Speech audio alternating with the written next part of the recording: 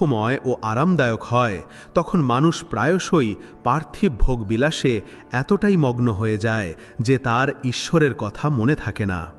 কিন্তু যখন দুঃখ আসে, যখন কষ্ট ঘিরে ধরে, যখন সব অবলম্বন ভেঙে যায়, তখন মানুষ তার নিজের সীমাবদ্ধতা, দুর্বলতা এবং সংসারের নশ্বরতা উপলব্ধি করতে পারে।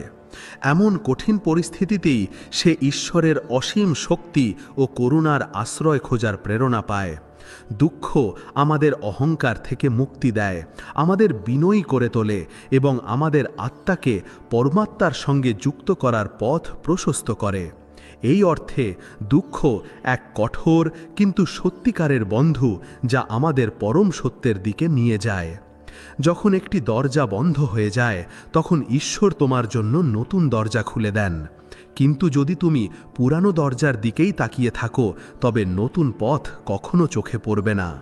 যাদের যাওয়ার তারা চলেই যায়, যাদের থাকার তারা যে কোনো পরিস্থিতিতেই তোমার সঙ্গে থাকে। যে চলে গেছে তার পেছনে দৌড়িও না। জীবন থেকে আমার খুব দামি একটা সৌদা হয়েছে, সে আমাকে দায়িত্ব দিয়ে আমার শান্তি কেড়ে নিয়েছে। ভক্তির দড়ি দেখা যায় না, কিন্তু তা এতটাই মজবুত যে সে পরমাত্মাকেও বাঁধতে পারে। কম সুন্দর মানুষদের ভালোবাসা খুব সুন্দর হয়। শিক্ষা আমাদের বুড়ো আঙ্গুলের ছাপ থেকে স্বাক্ষরে নিয়ে গিয়েছিল, আর প্রযুক্তি আমাদের স্বাক্ষর থেকে আবার বুড়ো আঙ্গুলের ছাপে ফিরিয়ে এনেছে। যার মধ্যে অহংকারের বাতাস লাগে, তার না ওষুধ লাগে না দোয়া লাগে। চেষ্টা করা কখনো ছেড়ে দিও না, কারণ অন্য একজন তোমার ছেড়ে দেওয়া সুযোগের সদ্ব্যবহার করার জন্য প্রস্তুত। যে মানুষটি পরিবারের জন্য রুজি রোজগার করে, প্রায়শই সেই মানুষটি পরিবারের সঙ্গে বসে রুটি খেতে পারে না। সব সময় যে যুদ্ধের সূচনা করতে হবে এমন কোনো কথা নেই। আমার কথা শোনো, যদি ভুল ছোট হয় তাহলে তা উপেক্ষা করে যাও। যারা আবার আমাদের খুঁজছে, তারা পরিস্থিতি দেখে রং বদলানোর জন্য তৈরি। তাদের জন্য বাঁচতে শেখো যারা তোমার জন্য মরতে প্রস্তুত। পৃথিবীর সাথে যত কম সম্পর্ক রাখবে, জীবনের পথ ততটাই সুন্দর হবে। যে প্রতারণা আমরা উত্তরাধিকার সূত্রে পেয়েছি, শপথ করে বলছি তা আমরা কাউকে দেব না। যখন পথে একা চলতে এসে যায়, তখন নিজের চেয়ে ভালো কোনো সঙ্গী আর হয় না। কাউকে এতটা অধিকার দিও না যে সে ঠিক করবে কখন তুমি হাসবে আর কখন তুমি কাঁদবে। নিজের বিবেককে বাঁচিয়ে রেখো জনাব, ধন সম্পদ তো আসে যায়। লোকে পাশে ছিল না বলে দুঃখ পেও না। স্বপ্ন তোমার, চেষ্টা তোমাকেই করতে হবে। একটি আয়না তার ক্ষমতা কখনো বদলায় না, সে 2 টুকরোতে ভাঙুক বা 1000 টুকরোতে। তাই নিজের আসল আচরণ কখনো বদলাবে না, পরিস্থিতি যেমনই হোক না কেন। যে মানুষগুলো কথা গোপন করে তারা বেশি যত্নশীল হয়। যে সঙ্গে থেকেও সঙ্গে নেই, সে চলে গেলেও কিছু যায় আসে না। এখন প্রতিটি সম্পর্কের মানে বদলে গেছে। প্রতিটি সম্পর্কের মানে শুধু স্বার্থ। সময়ের সঙ্গে চলা জরুরি নয়, সঙ্গে চলো, একদিন সময় নিজেই তোমার সঙ্গে চলবে। সৌন্দর্য এতে নেই যে আমরা দেখতে কেমন, বরং সৌন্দর্য এতে যে আমরা অন্যদের প্রতি কেমন ব্যবহার করি। কখনো কখনো খারাপ সময় তোমাকে কিছু ভালো মানুষের সাথে দেখা করানোর জন্য আসে। যদি সঠিক মানুষ পাশে থাকে, তবে খারাপ দিনও ভালো হয়ে যায়। কোনো স্বার্থ ছাড়াই কারো ভালো করে দেখো, তোমার সব জটিলতা উপরওয়ালা সমাধান করে দেবেন। নিজেকেও কখনো কখনো অনুভব করে দেখো, কিছু উজ্জ্বলতা নিজের থেকেও আসে। সম্পর্ক কখনো মিষ্টি কথা বা সুন্দর চেহারা দিয়ে টেকে না, তা টেকে পরিষ্কার মন আর সত্যিকারের বিশ্বাস দিয়ে। মন শুধু শান্তি খুঁজে বেড়ায়, সম্পর্কের নাম যাই হোক না কেন। অনেক দূর যেতে হয় শুধু এটা জানার জন্য যে কে তোমার কাছের মানুষ। জীবনের গতি খুব দ্রুত, সকালের দুঃখ সন্ধ্যায় পুরানো হয়ে যায়। জীবনে এমন সম্পর্ক তৈরি করো যেখানে মিথ্যা বলার প্রয়োজন না পড়ে এবং তোমারও সত্য জানার প্রয়োজন না হয়। সময়ের তো অভাব আছেই, খারাপ সময় যদি কাটে তবে ধৈর্য ধরো, ভালো হলে কৃতজ্ঞতা প্রকাশ করো।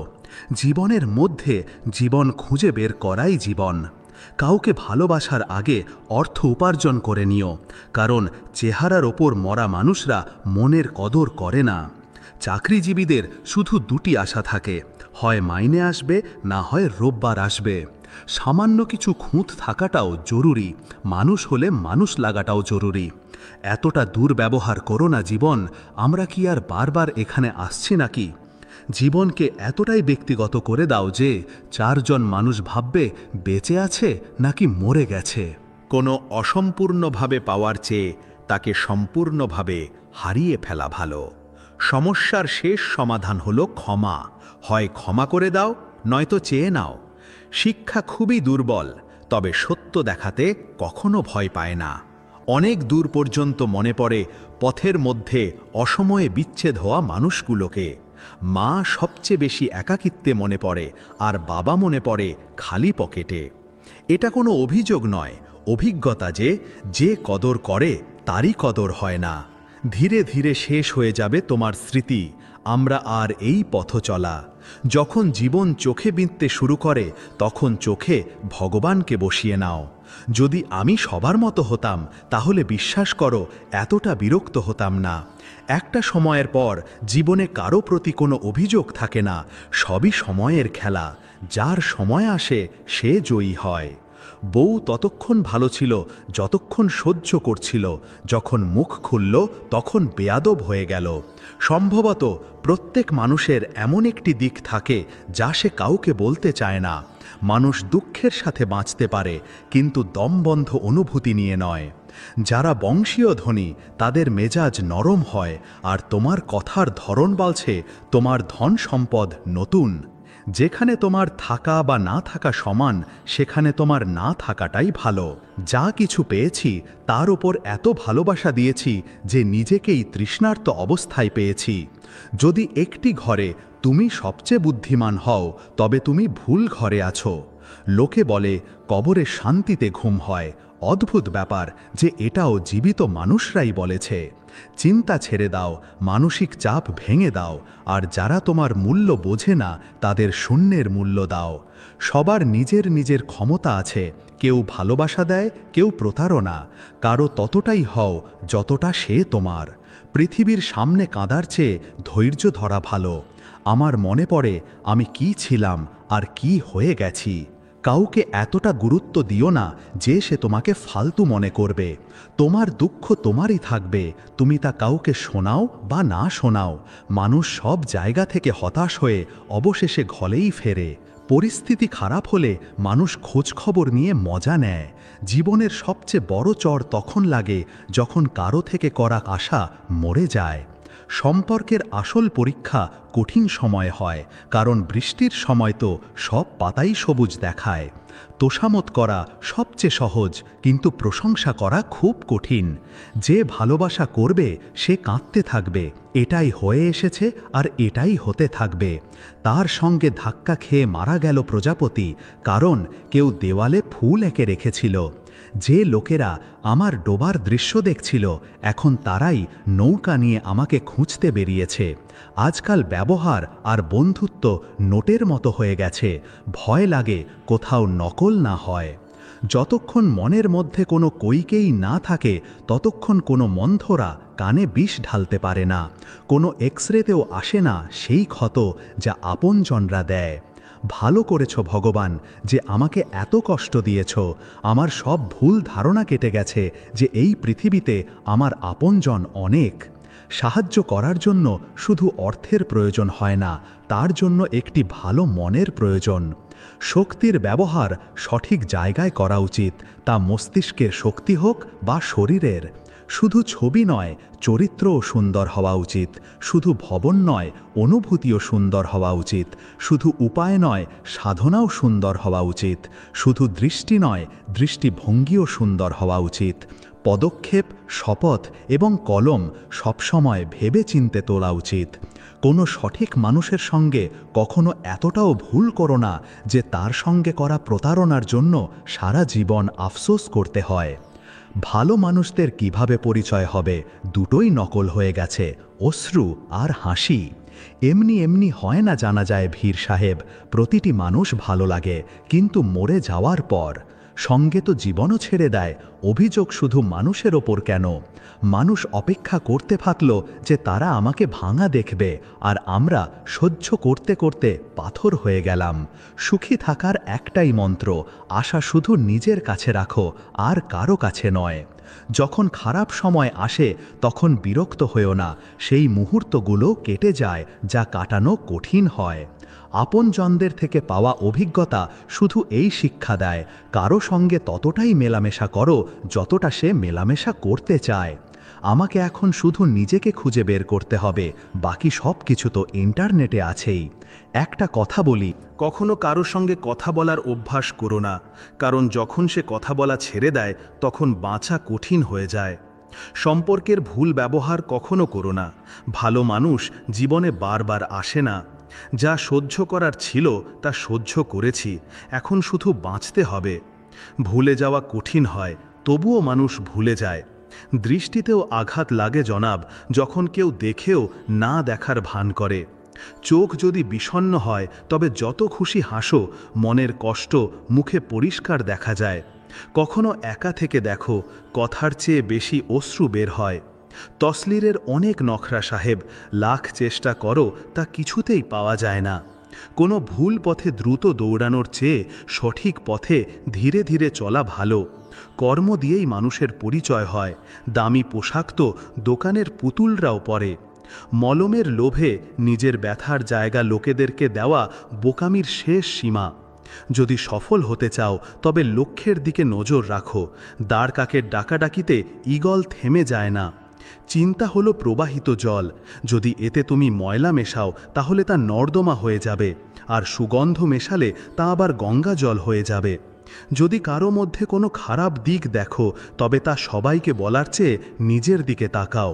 প্রেম এবং বিশ্বাস জীবনের দুটি এমন ভিত্তি যা যে কোনো সম্পর্কের ভিতকে মজবুত করে। প্রেম শব্দ দিয়ে নয়, কাজ দিয়ে মাপা হয়। যে ব্যক্তি শুধু প্রেম নিয়ে কথা বলে সে কল্পনায় বাঁচে। সত্যিকারের প্রেম হলো যা না বলেও অনেক কিছু বুঝে যায়। যখন আমরা কাউকে সত্যিকারের ভালোবাসি তখন তার সম্মান শুধু তার সামনেই নয়, বরং তার অনুপস্থিত থাকবেন, আর মন সুপ্রসন্ন হই বলবে, রাধা রাধা। দীপাবলি আমাদের সবথেকে বড় উৎসব। শ্রীরাম রাবণকে পরাস্ত করে 14 বছরের বনবাস কাটিয়ে আবার অযোধ্যায় ফিরে এলেন অমাবস্যার রাত্রে। অযোধ্যায় সবাই খুব প্রসন্ন ছিলেন, খুবই উৎসাহিত ছিলেন। অযোধ্যায় সহস্র প্রদীপ প্রজ্বলিত করা হয়েছিল এই উৎসবে। একে আমরা দীপাবলি বলে থাকি। এবার এই বিষয়ে আমরা সকলে জানি। আপনি কি এটা জানেন যে শ্রীরাম বাস্তবে অমাবস্যার এক রাত আগেই অযোধ্যায় পৌঁছে গেছিলেন? সবার সামনে অমাবস্যার রাতে এসেছিলেন। এর কারণ কি? শ্রীরাম প্রমাণ করতে চেয়েছিলেন যে যে কোনো সময়, দিন হোক বা রাত, শুভ বা অশুভ হয় না। শুভ অশুভ কিছু থাকলে তা হলো মানুষের চিন্তা, তার ভাবনা, তার নির্বাচন আর তার কর্ম।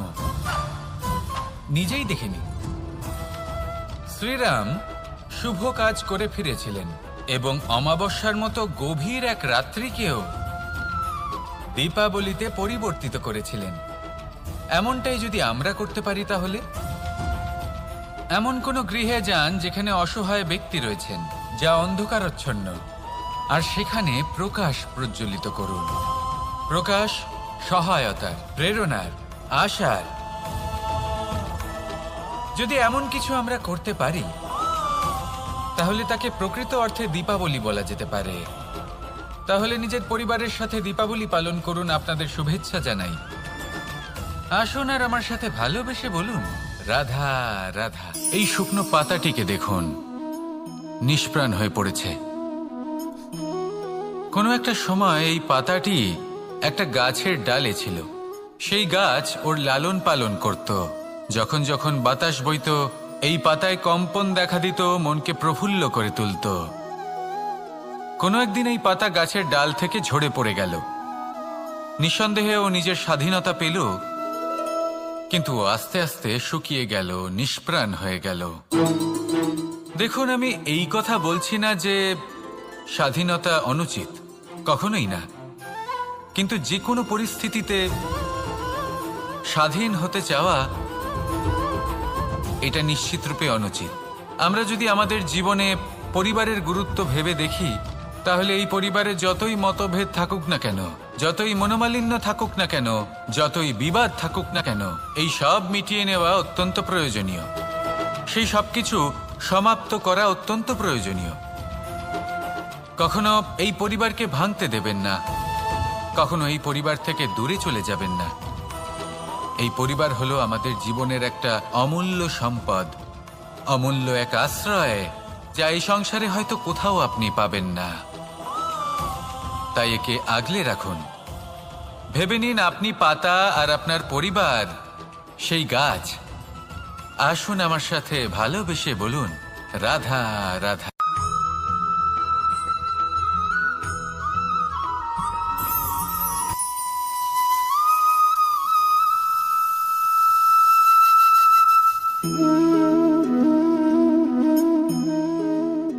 মোহনের বাঁশির এই সুর, এই সঙ্গীত কার না পছন্দ হয়, সবারই খুব ভালো লাগে। এবার এই সুর আসে কোথা থেকে? কেউ বলবেন কৃষ্ণের হৃদয় থেকে। সত্য কথা, এই সুর হৃদয় থেকে নির্গত হয় এবং প্রকট হয় এই বাঁশি থেকে। এই বাঁশিটাকে দেখুন, এই ছিদ্রগুলি দেখুন, প্রত্যেকটা সুর থেকে নিজস্ব একটা স্বর নির্গত হয়। এবার যে ব্যক্তি এই সমস্ত সুর এবং স্বর বুঝতে পারেন, এতে নিপুণ, তিনি এই বাঁশির দ্বারা যে সুর নির্গত করবেন তা তো মধুর অবশ্যই হবে। এবার জীবনের সাথেও কিছুটা এরকমই ঘটে। জীবনের কিছু নীতি থাকে, অর্থ, কুটুম্ব এবং আধ্যাত্মিক। যদি জীবনের প্রত্যেকটা মুহূর্ত সুখময় হয় এরকম আপনি চান, তাহলে এই তিনটি নীতিতে আপনাকে নিপুণ হতে হবে। কোনো একটি বিশেষ নীতির প্রতি যদি আপনি বেশি ঝুঁকে পড়েন, তাহলে বাকি দুই নীতি থেকে যা সুখ লাভ করা সম্ভব তা পারবেন না। ধন অর্জন করতে হবে পরিবারের জন্য, পরিবারের সুখ মনের শান্তির জন্য, মনে শান্তির প্রয়োজন মনের শুদ্ধতার জন্য। যখন এই মন শুদ্ধ হবে, জীবন শুদ্ধ হবে, পবিত্র হবে, সুন্দর হবে এবং ভালোবেসে বলবে, রাধা রাধা। আমি রথে যাত্রা করি, তাতে বারবার পথে থামি আর দেখি যে আমি অনুচিত দিকে যাচ্ছি না তো, আমি উচিত পথেই যাচ্ছি তো। কারণটা কি? কারণ হলো যাতে আমি পথভ্রষ্ট না হয়ে যাই। জীবনযাত্রাতেও এটাই প্রয়োজন। জীবনযাত্রায় ভোগবিলাসের পথে হারিয়ে যাওয়া খুব সহজ। বারবার থেমে আপনাকে দেখতে হবে, নিজেকে কিছু প্রশ্ন করতে হবে। আমি কি আজ সেই কর্মই করছি যেটা আমি করতে চেয়েছিলাম? আমি কি আজ সেই জীবন যাপন করছি যেমন আমি যাপন করতে চেয়েছিলাম?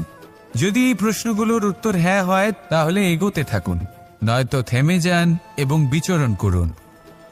মনে রাখবেন, এই সংসার অত্যন্ত জটিল আর এতে হারিয়ে যাওয়া অত্যন্ত সরল।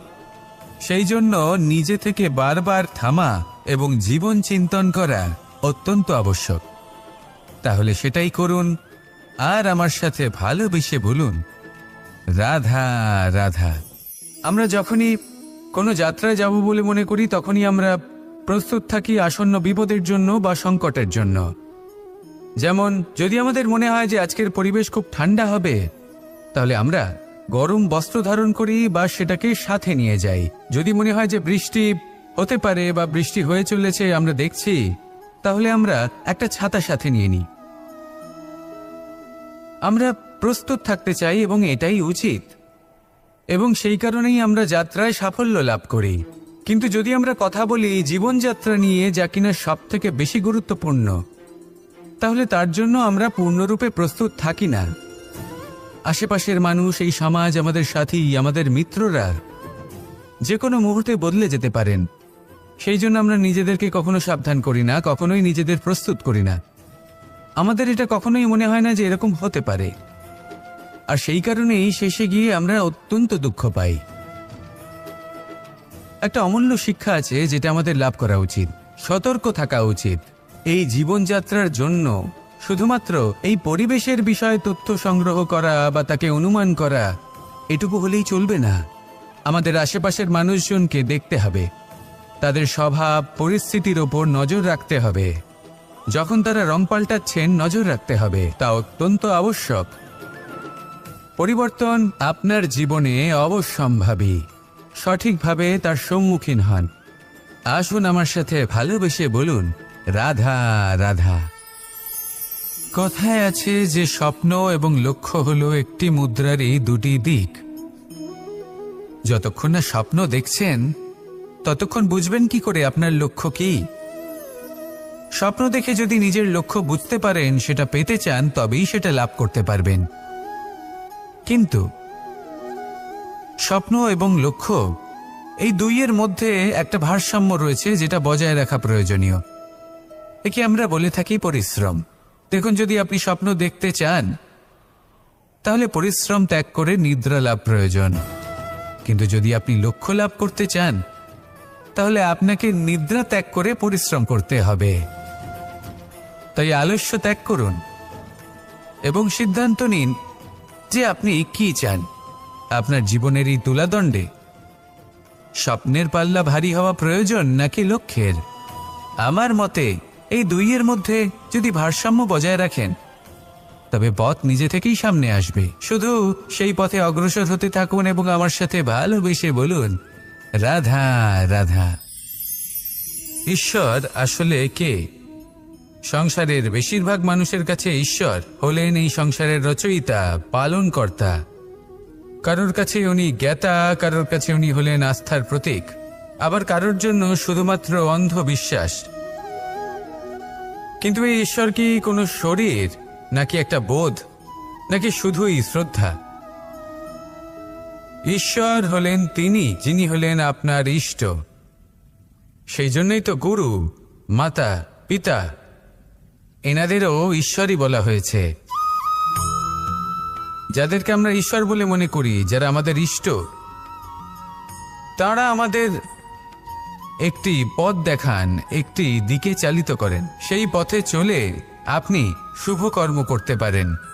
আর যখন কোনো ব্যক্তি তার ঈশ্বরের আদেশ পালন করেন তখন সে নিজে থেকেই শুভ পথে অগ্রসর হয়ে যান।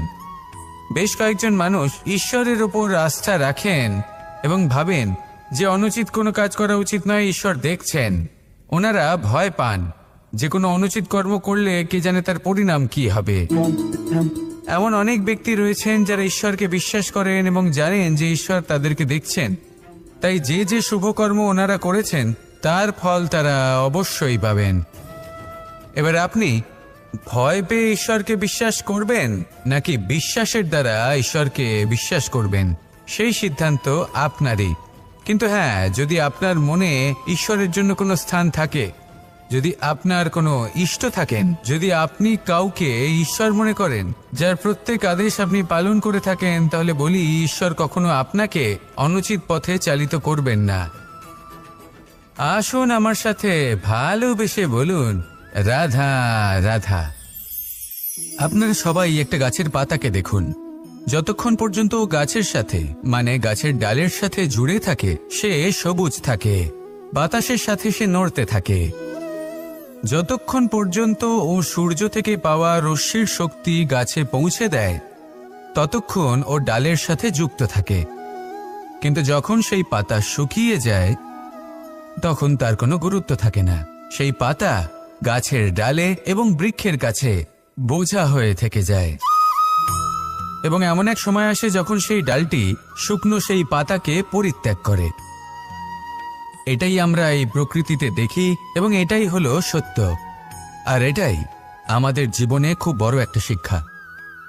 যদি আপনিও নিজের জীবনে নিজের আপনজনদের কাছে বোঝা স্বরূপ হয়ে দাঁড়ান, তাহলে তারা আপনাকে যতই ভালোবাসুক না কেন, ওনারা যদি নাও চান তাহলেও এমন এক দিন আসবে যখন আপনার আপনজন আপনাকে পরিত্যাগ করবে। সেই জন্য সবসময় আত্মনির্ভর হয়ে ওঠার চেষ্টা করুন। নিরন্তর পরিশ্রম করতে থাকুন, কারোর উপর বোঝা হয়ে থাকবেন না, বরং তার সাথে মিলে দায়িত্ব পালন করুন। এমনটা করবেন তাহলে আপনার সম্মানও বজায় থাকবে এবং সম্পর্কের মধ্যে আপনার মূল্যও বজায় থাকবে। আসুন আর আমার সাথে ভালোবেসে বলুন, রাধা রাধা। প্রেম 2.5 অক্ষর, মাত্র 2.5 অক্ষরের এই শব্দ প্রেম, এর মধ্যে ত্রিলোকের এবং সমগ্র ব্রহ্মাণ্ডের বীজ নিহিত আছে। এমন কি আছে যা এই প্রেম করতে পারে না? যেখানে শক্তি এবং বিদ্যা প্রয়োগ করে আপনি কিছুই করতে পারবেন না, সেটাও প্রেম দ্বারা অর্জন করা সম্ভব। প্রেম চাইলে পাথরেও ফুল ফোটাতে পারে। প্রেম চাইলে ন্যাড়া পাহাড়ের বুক চিরে নদীপথ তৈরি করতে পারে। চাইলে নিরক্ষর ব্যক্তিকে সংসারের শ্রেষ্ঠ জ্ঞানী করে তুলতে পারে। শুধুমাত্র এই প্রেমের জন্য সবার দুষ্টু কানাই ঘনশ্যাম হয়ে উঠেছিল। শুধুমাত্র এই প্রেমের টানেই ত্রিলোকের স্বামী দ্বারকাধীশ নির্ধন সুদামার পদসেবাও করেছিলেন। এই প্রেম হলো সংসারের সবথেকে বড় শক্তি। এই সংসারের আধার হলো প্রেম। এমন কিচ্ছু নেই যা এই প্রেমের পক্ষে সম্ভব নয়। যেখানে বিদ্যা এবং শক্তি সাহায্য করতে পারে না, সেখানে এই প্রেম আপনাকে জয়ী করে দিতে পারে। তাহলে আসুন আর আমার সাথে ভালোবেসে বলুন, রাধা রাধা। মানুষের এই জীবন, মানুষ জন্ম নেয়, একটা নির্দিষ্ট সময়ের পরে এই সংসার ত্যাগ করে চলেও যায়। এবার শুধু এটাই আবশ্যক নয় যে এই জীবনকালকে আপনি যাপন করবেন, শুধু এটাই গুরুত্বপূর্ণ নয়। আবশ্যক এবং গুরুত্বপূর্ণ হলো এটা যে এই জীবনকালে আপনি এমন কিছু করেন যাতে এই সংসারের মঙ্গল হয়, যাতে এই সংসার আপনাকে মনে রাখে, আপনার থেকে প্রেরিত হয়, আপনার মতো হতে চায়। প্রত্যেক বছর আপনার জন্মতিথির অপেক্ষা করে, এমনভাবে আপনার জন্মদিন পালন করে যাতে সেটা মহোৎসবের আকার ধারণ করে। এবার এই জন্মদিন এমনি এমনি মহোৎসবে পরিণত হয় না। তখন হয় না যখন কোনো ব্যক্তি রাজার রূপে বা কোনো গোয়ালার রূপে জন্মগ্রহণ করে। তখন পরিণত হয় যখন একজন মানুষ জন্মগ্রহণের পরে এই সংসারকে কোনো শিক্ষা দিয়ে যান। কিভাবে একজন মানুষ গোয়ালা থেকে রাজা হতে পারে, কিভাবে একজন মানুষ অসত্য থেকে সত্যের পথে চলতে শুরু করেন, অধর্ম থেকে ধর্মের পথে চালিত হতে পারেন, কিভাবে অন্ধকার থেকে প্রকাশের দিকে যেতে পারেন, কিভাবে নিজের আত্মাকে পরমাত্মার সাথে মিলিত করতে পারেন। তা সে রামনবমী হোক বা জন্মাষ্টমী হোক, তাদের জীবনের সাথে জড়িত প্রত্যেক মুহূর্ত একটা পরবের আকার ধারণ করে। তাহলে আপনিও এইভাবে নিজের জীবন যাপন করতে থাকুন। এই সংসারে শুধু ভালোবাসা বিতরণ করুন, কিছুটা এমনভাবে বিতরণ করুন যাতে আপনি এই সংসার থেকে চলে যাওয়ার পরেও এই সংসারে আপনি শুধুই ভালোবাসা বিতরণ করতে পারেন। যদি আপনি এরকম করেন, সংসারকে প্রেরণা দেন, তাহলে আপনার জীবনও রাধা কৃষ্ণের প্রেমের মতোই অলৌকিক এবং দৈব হয়ে উঠবে। আসুন আর আমার সাথে ভালোবেসে বলুন, রাধা রাধা। কথায় আছে সংসারে নাকি সকল রোগের ওষুধ আছে। যদি আপনি নিজের শরীরকে ভালোবাসেন তাহলে ব্যায়াম করুন, যদি নিজের নিঃশ্বাস প্রশ্বাসকে ভালোবাসেন তাহলে প্রাণায়াম করুন, যদি আপনি নিজের আত্মাকে ভালোবাসেন তাহলে ধ্যান করুন। কিন্তু যদি আপনি নিজের জীবনকে, পরমাত্মাকে ভালোবাসেন তাহলে সকলকে ভালোবাসতে থাকুন। এই ভালোবাসা অত্যন্ত গুরুত্বপূর্ণ এবং আবশ্যক। ভালোবাসার থেকে ভালো না কোনো ওষুধ আছে, না আছে কোনো আসন। এর থেকে ভালো না কোনো ব্যায়াম আছে আর না কোনো প্রাণায়াম। এই ভালোবাসা বড় বড় সমস্যারও সমাধান করতে পারে। ভালোবাসা বড় বড় বিপদকে আপনার থেকে দূর করতে পারে। এই ভালোবাসাই আপনাকে জীবনে বাঁচতে শেখায়, কারণ ভালোবাসাই হলো জীবনের আসল সত্য। তাহলে আসুন আর আমার সাথে ভালোবেসে বলুন, রাধা রাধা। অর্থ, দ্বিতীয় পুরুষার্থ। এই অর্থ বলতে বেশিরভাগ মানুষই ধন মনে করেন। কিন্তু যদি অর্থের তাৎপর্য শুধুমাত্র ধন হয়, তাহলে তা কিন্তু অত্যন্ত অনর্থকারী। তাহলে অর্থের অর্থ কি? অর্থ সেটাই যা আমাদের জীবনের জন্য প্রয়োজনীয়, যা আমাদের সুখ দান করে, শান্তি প্রদান করে, কারণ সেটাই সবথেকে মূল্যবান। মাতা পিতা, বন্ধু,